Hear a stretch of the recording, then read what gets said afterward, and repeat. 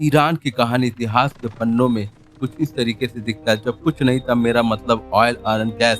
फिर भी आज का ईरान जो उस समय पर्शिया हुआ करता था, बहुत से इन्वेजन को देखा है, बहुत सी मौतों से रूबरू हुआ है, इतिहास के ख्यालों में खोया हुआ था। कि तभी जहन में एक सवाल आया कि आखिर किस तरीके से इतने इकोनॉमिक सैंक्शन झेलने के बाद ईरान ने अपने आप को खड़ा कैसे रखा। ईरान पर सैंक्शन की शुरुआत 1979 में इस्लामिक रिवॉल्यूशन में यूएस एम्बेसी हॉस्टेज क्राइसिस के समय से झेलना पड़ा, जिसमें अमेरिका ने ईरान के तकरीबन $12 बिलियन एसेट को बैन कर दिया था। इसी दौरान ईरान पर ईयू द्वारा सैंक्शन को भी झेलना पड़ा। 1979 से 2026 तक तकरीबन 40 साल से ऊपर ईरान सैंक्शन का सामना कर रहा है। आखिर कितने साल सैंक्शन झेलने के बाद ईरान खड़ा भी है, और अमेरिका, इसराइल और ईरान वॉर में ईरान अपनी ताकत का नमूना पेश भी कर रहा है। कैसे? ईरान के पास तकरीबन $208 बिलियन तेल के साथ दुनिया का तीसरे नंबर का देश है, और 34 ट्रिलियन क्यूबिक मीटर गैस के साथ दुनिया का दूसरे नंबर पे आने वाला देश है।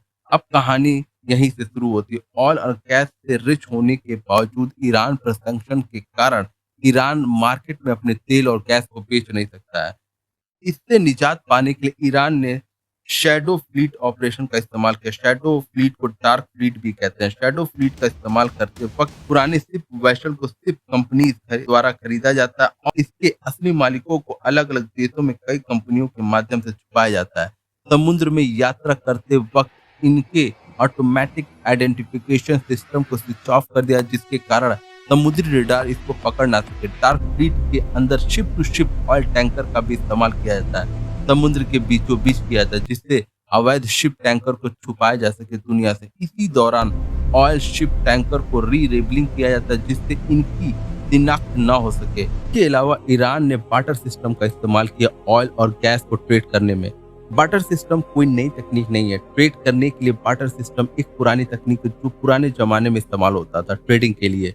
एग्जाम्पल के तौर पर पुराने जमाने में जब कोई किसान कुछ खरीदना होता था, तो अनाज देकर बाजार से जो चीज चाहिए होती थी वो ले लेता था।